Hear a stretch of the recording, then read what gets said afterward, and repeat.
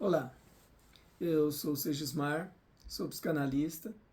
A minha formação foi pela Sociedade de Psicanálise de Brasília, que é vinculada à Associação Internacional de Psicanálise, que fica sediada na Inglaterra. Tá. A pergunta inicial, que me vem é sobre a especialização em psicanálise. Tá, então vamos começar entendendo que existem especializações em psicanálise, mas a formação de um psicanalista, ela não se dá necessariamente ou fundamentalmente, ela não se dá numa especialização, ela se dá numa formação, né? Eu diria até que um psicanalista ele é feito no divã de outro psicanalista, porque a gente se torna psicanalista sendo analisado, a gente se torna psicanalista passando por horas e horas e horas e horas de sessão de análise, da própria análise com outro psicanalista. A formação feita no formato da Sociedade de Psicanálise de Brasília passa pelos seguintes critérios, né? No início da formação, já no início da formação, a gente entra em análise com um psicanalista de data e na época em que eu fiz a formação, a gente tinha ali a obrigatoriedade de fazer 4 sessões de análise por semana. Atualmente isso mudou, atualmente são apenas 3 sessões por semana. Também, e isso no mínimo 5 anos. É requisito também 4 anos de estudo, né? De teorias, estudos teóricos, e também a gente se submeter a 2 supervisões. A gente procura um primeiramente um dos psicanalistas da sociedade, faz atendimentos dos nossos pacientes no consultório, supervisão com ele. E depois de 80 horas aproximadamente, a gente escreve um relatório e faz a apresentação desse relatório para a sociedade. Uma vez aprovado, a gente começa uma segunda supervisão e a partir dessa segunda supervisão, que é de 100 horas, a gente faz também o acompanhamento dos atendimentos que fazemos, ou então de um caso específico, e também escreve sobre ele, e uma vez aprovado esse segundo relatório, então a gente se torna um psicanalista da Sociedade de Psicanálise de Brasília, associado, né? Mas existem diferentes institutos que fazem formação em psicanálise. O que eu falei para vocês foi o formato feito pela sociedade mais tradicional que nós temos, que é essa de Brasília e que tem formação em diversos lugares do Brasil e até do mundo. Em termos de abordagem, eu trabalho então com, primeiramente, né, a origem dos meus estudos e o fundamento para a minha atuação, inclusive, é Freud, né, porque não existe psicanálise sem Freud, né, eu acho que isso é ponto pacífico. E também os teóricos posteriores a Freud, que escreveram teoria e também falaram de prática, ensinaram prática. Atualmente, no consultório, eu atendo apenas pessoas adultas. Eu não diria que eu tenho um foco específico, que eu tenho uma temática específica, porque, enquanto psicanalista, a gente sabe que está recebendo uma pessoa. E a gente não está buscando tratar doenças de uma pessoa, até porque psicanálise não é tratamento, embora hajam muitas confusões nesse sentido de, eu vou fazer um tratamento psicanalítico. Nem sei se é adequado pensar desse jeito, entender desse jeito, porque não há perspectiva de uma cura. quando se está em análise, quando você se submete a uma análise, você não está ali necessariamente porque você tem algo para ser curado. Principalmente porque um dos principais objetivos, se não o principal objetivo da psicanálise, é o autoconhecimento. E não é esse autoconhecimento banalizado da forma como se diz, é um autoconhecimento das questões emocionais, um autoconhecimento psíquico. Fazer análise é mergulhar um pouco ou muito em si mesmo. É fazer um mergulho no sentido de poder compreender o nosso funcionamento, né? Conosco mesmo, o nosso funcionamento nas relações que temos cotidianamente, as nossas relações com as temáticas do mundo, né? Com os enfrentamentos que devemos fazer no mundo. O mundo, a sociedade, as pessoas, elas mudam constantemente, influenciadas pelas mudanças tecnológicas e influenciando as mudanças tecnológicas. Porque sim, nós enquanto pessoas estamos no mundo transformando e sendo transformados por ele, né? E aí, se vocês me perguntam qual que é a principal demanda atendida no meu consultório, eu posso dizer a partir do que vem, do que chega, né? Tá, é claro que a gente, enquanto profissional, vai ficando conhecido por um grupo de pessoas e a partir desse conhecimento que a gente vai adquirindo, esse grupo de pessoas se faz parte de um determinado nicho, eles acabam te indicando e você vai sendo indicado de uma pessoa para outra e a partir daí a gente passa a ser entendido pelo público que nos procura como um profissional que atende uma determinada demanda em específico. Então, hoje, quem me procura são muitas pessoas com dificuldades sexuais, com questões sexuais, e isso também pela outra formação que eu tenho, que é em sexologia, mas todo psicanalista por formação também estuda muito sexualidade, tanto que o Freud no passado, por desentendimento ou por uma vontade de depreciar, de desmerecer a imagem que ele estava fazendo por conta da liberdade que ele tinha para falar sobre sexo, o psicanalista, de uma certa forma, por essência, também sexólogo. E aí, então, eu sou procurado por muitas pessoas que têm questões sexuais, tentando entender, tentando resolver, porque ela tem aquilo como um problema, que ela não quer continuar com ele, por óbvio, e aí então ela me procura com a expectativa de que eu possa curá-la daquele problema.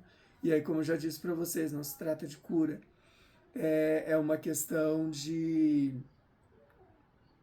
entender, né, o funcionamento da pessoa perante as demandas do mundo, perante as ansiedades pessoais, perante as angústias pessoais, e aí a partir de então poder dar um direcionamento para essas angústias, para essas ansiedades, e talvez até colocando a ansiedade para trabalhar a favor da própria pessoa, para que ela deixe de ser um problema e passe a ser um aliado, né? Porque assim, nem toda ansiedade é problema, nem todo sintoma é um problema. Tem sintomas que eles são necessários, né? Sintomas e defesas. Nós temos defesas que, embora elas possam nos trazer danos, elas têm aí um valor na nossa vida. Então é importante a gente entender isso também. E aí, então, voltando à indagação, né, qual é a demanda mais atendida no meu consultório? Então, fica nessa questão, pessoas com questões sexuais, pessoas com dificuldades para lidar com as ansiedades da vida cotidiana, da vida moderna. Tá, eu tenho estudado bastante também sobre TDAH, e aí nesse sentido, na medida que eu estudo, que eu escrevo sobre, que eu divulgo sobre, também tem pessoas é, querendo esse diagnóstico, né? Querendo saber se o seu diagnóstico é um TDAH, e uma vez sendo pessoa quer compreender como é que ela vai administrar isso na vida dela.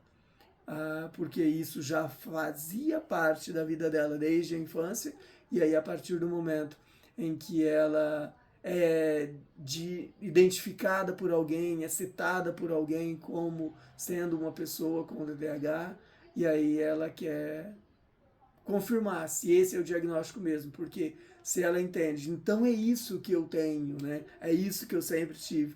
É quase que um alívio para ela poder entender que, então se é TDAH, então agora eu tenho um rótulo para mim. Eu tenho um título para saber quem eu sou. Só que tem uma outra questão, né? A atividade rotineira de um consultório de psicanálise numa análise não diferentemente talvez de outras abordagens, não é ficar tentando identificar qual é o problema da pessoa, qual é a doença da pessoa para curar essa doença. Como já disse para vocês, a psicanálise ela tem como foco o autoconhecimento. E então, no dia a dia de uma sessão psicanalítica, o que a gente aborda é o conhecimento sobre a pessoa. E como é que aborda isso? A gente dá escuta para a pessoa. A gente, porque eu dou escuta para a pessoa e a própria pessoa dá escuta a ela. E na medida que ela vai se dando escuta, que ela vai falando, e falando livremente, né? Assim como o Freud fala inicialmente, né? Fale tudo que vier à mente, sem censurar, sem se controlar. Por que ele falava isso? É porque ele entendia que a pessoa precisava se dar a liberdade de falar. Porque uma vez dada essa liberdade de falar, a pessoa se permitia fazer maiores associações. Ela começava a falar sobre uma questão e aquilo trazia um sentimento, trazia um pensamento, uma memória, e a junção daquele sentimento, aquele pensamento, aquela memória e aquilo que ela está falando livremente, permitia a pessoa a ir ampliando essa maior gama de conhecimentos sobre ela. E aí é a questão. Mas então a psicanálise busca só o conhecimento, a psicanálise não busca a cura? O Freud, por muito tempo, ficou tentando encontrar a função de cura da psicanálise. Eu nem diria que ele não encontrou, porque a psicanálise, por muitas vezes, foi considerada a técnica de cura pela fala. E aí, nesse sentido, o Freud ficou muito tempo tentando vender esse peixe. Ele precisava vender esse peixe, por quê? Para dizer, psicanálise faz sentido, psicanálise funciona, psicanálise é uma ciência. E depois, talvez o Freud tenha entendido que ele não precisava vender esse peixe, que a psicanálise por si só já se bastava, que essa técnica por si só já era bastante suficiente, né, para a psicanálise ser enquanto psicanálise, somente psicanálise. E só que até hoje, e por muito tempo, e já faz tempo, que a gente fica buscando a utilidade das coisas, a gente fica sempre buscando esse sentido utilitarista de tudo, né? E não é à toa, né? Nosso sistema e o sistema da maior parte do mundo é um sistema capitalista, e o capitalismo ele está sempre focado no utilitarismo, na utilidade de cada coisa. Então, uma coisa é boa ou ruim se ela for útil. Se ela não for útil para alguma coisa, a gente, enquanto cabeça psicanalista, a gente tenta, a gente tenta pensar, em cabeça de um psicanalista, caçando utilitarismo, a gente tenta caçar utilidade também. Mas se a gente consegue se descolar um pouco disso, dessa lógica utilitarista, a gente pode aceitar a psicanálise como psicanálise, como um meio de saber mais sobre si. E de vez em quando, por um acaso, talvez pode acontecer a cura de uma questão que a pessoa traz. Então, assim, a psicanálise então não cura nada? A psicanálise cura, mas não é o objetivo dela. Mas então, se eu quero curar alguma coisa, eu não devo procurar um psicanalista? Quem eu devo procurar? Sim, se você quer curar alguma coisa, procura um psicanalista também. Mas não com esse objetivo de, como é que faz? Como é que eu faço aqui? Como é que eu resolvo isso? Eu tô com tal problema. Como é que é a receita para resolver? Não, a gente não trabalha com receita.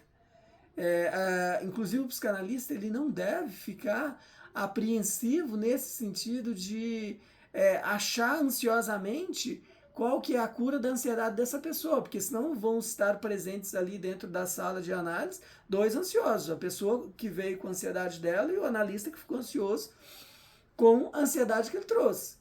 E se tiver dois ansiosos ali, será que o contexto, né, vai ser profícuo para uma análise em si? Né? Não que um psicanalista esteja totalmente e 100% desprovido da possibilidade de ficar ansioso. Sim, ele tem ansiedades, né? Mas espera-se que a formação, a análise do analista, ela possa ajudar ele a dar conta um pouco melhor disso. Né? Então, pelo menos, a ajudá-lo a conseguir utilizar a sua ansiedade como um instrumento de trabalho e não como um empecilho para o seu bom trabalho. E aí me vem a indagação, né? Como são os resultados alcançados com o seu trabalho? Eu acho que eu já até falei bastante de resultados, né? Quando a gente fala de uma rotina, inevitavelmente a gente é convidado por nós mesmos, a falar de resultado, né? E o resultado de uma análise é quando a pessoa pode olhar para ela, entender mais sobre ela e não é para todos, mas é possível que a pessoa consiga ser mais feliz fazendo análise. Por que eu digo que não é para todos? Porque se eu falo isso, eu vou estar querendo, posso estar vendendo a psicanálise como instrumento de busca da felicidade. E sim, felicidade não existe. Nós temos momentos felizes, a gente tem situações que nos deixam felizes. E nós também podemos ter situações que nos deixam muito infelizes. E se nós temos um maior conhecimento sobre nós mesmos, nós aprendemos a lidar melhor com essas situações que nos deixam infelizes, com essas situações que nos impedem de ser felizes. Se a gente conhece mais sobre nós mesmos, a gente tem uma relação diferenciada com a nossa ansiedade, a gente tem uma situação diferenciada com a nossa angústia. Né? E então sim, a gente pode ser uma pessoa mais leve, a gente pode ser uma pessoa mais fluida e com isso levar a vida de um jeito mais feliz, de um jeito mais tranquilo. Então, em termos de resultado, de uma forma meio abstrata, eu diria que é isso. Né? O resultado é conhecer mais sobre si mesmo, saber mais sobre como lidar com as intempéries da vida sem precisar se sucumbir a elas. Como você pode perceber a relação entre teoria e prática dentro do consultório?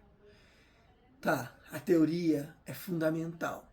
Nós precisamos saber bastante sobre a teoria psicanalítica. Quem quer ser psicanalista tem que saber da teoria psicanalítica, tem que conhecer Freud, né?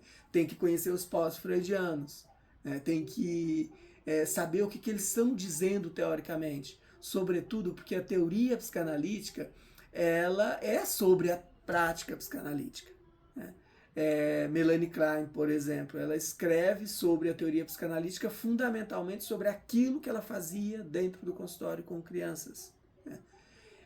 E aí ela nos permite, quando a gente estuda Melanie Klein escrevendo sobre criança, e escrevendo sobre adulto também, porque quando a gente escreve sobre adulto, a gente está escrevendo sobre o adulto enquanto ali na sua idade cronológica, mas a gente está também escrevendo sobre a criança desse adulto, quando a gente está ali com um paciente na nossa frente, nós estamos diante dele como um todo.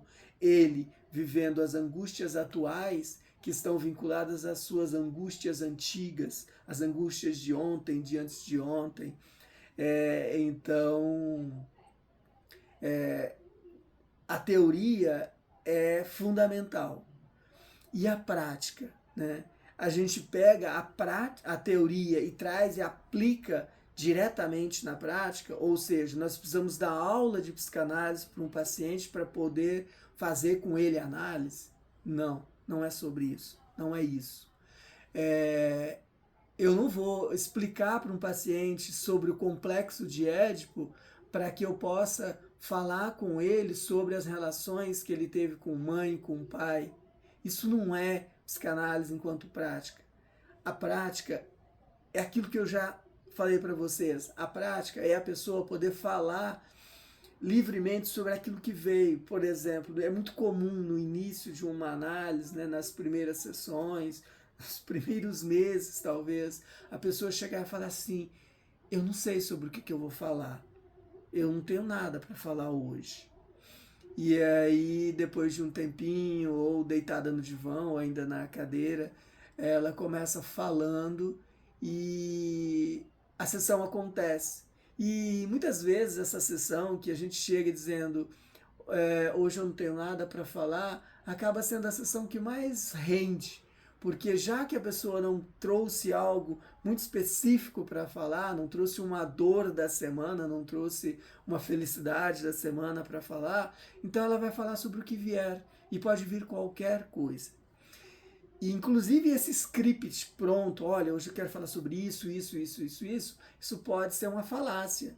Isso pode ser uma defesa, né? Pode ser um jeito que a pessoa cria para vir e já ter um script pronto para não correr o risco de ter que falar sobre qualquer coisa e esse qualquer coisa levá-la para qualquer lugar e levá-la para um lugar que ela desconhecia nela própria, né? Então, a prática ela vai nesse sentido, de deixar a pessoa falar livremente, de ouvir, tentar ouvir livremente dos nossos conceitos e preconceitos, para conseguir construir ali dentro, né, um espaço de análise. Análise do quê? Análise da vida do paciente, análise dele como um todo. E como é que então que eu junto teoria com isso? A teoria ela é um embasamento para que a gente possa pensar teoricamente o que está sendo falado ali. Mas eu não fico com um livro do lado, olha, para aí, o que ele está falando agora, então, me diz que ele é um neurótico, me diz que ele está para um psicótico, que ele é um borderline, que ele é um maníaco, que ele é um depressivo. Não é nesse sentido. A gente até, enquanto psicanalista, não fica classificando a pessoa. A gente não fica dando diagnóstico para a pessoa, olha, eu estou achando que você é um borderline. Gente, pouco importa isso, você classificar a pessoa. Embora, ainda que a pessoa busque, né? Senão daqui a pouco a gente está fazendo como se a gente faz com signo. Olha, eu estou achando, né, que você é assim porque você é de Capricórnio, eu estou achando que você é assim porque você é de Câncer. Olha, a sua dualidade aí é porque você é de Libra. E não é isso, psicanálise não é isso, não é dar diagnóstico para dizer como que a pessoa funciona, já que ela tem tal enfermidade, tal doença, tal característica, né? Sim, nós talvez até podemos olhar para a pessoa e ver um diagnóstico se formulando para nós, Mas para que eu preciso entregar isso para a pessoa, sendo que eu posso tentar enxergá-la como muito mais do que um simples diagnóstico, né? Então, teoria não é para atrapalhar, no sentido de diagnosticar. Teoria é para nos embasar, para a gente saber sobre o que está falando, né? Para a gente trazer uma experiência teórica também, e não só uma experiência clínica, não só uma experiência de vida, até porque nós não vamos falar diretamente sobre a nossa vida. A gente vai. A nossa vida, as nossas vivências pessoais, é claro que elas vêm para uma sessão de análise, é claro que elas conversam com a sessão do paciente, mas nós não. Vocês devem saber, a gente não fica se colocando, olha, faz assim porque eu já fiz que dá certo, olha, não faça isso porque eu. Não. A gente ouve o paciente e a gente tenta compreender com ele, junto com ele, o que pode ser melhor para ele, sem precisar ficar dando conselhos. Conselhos numa sessão de análise não é instrumento de trabalho.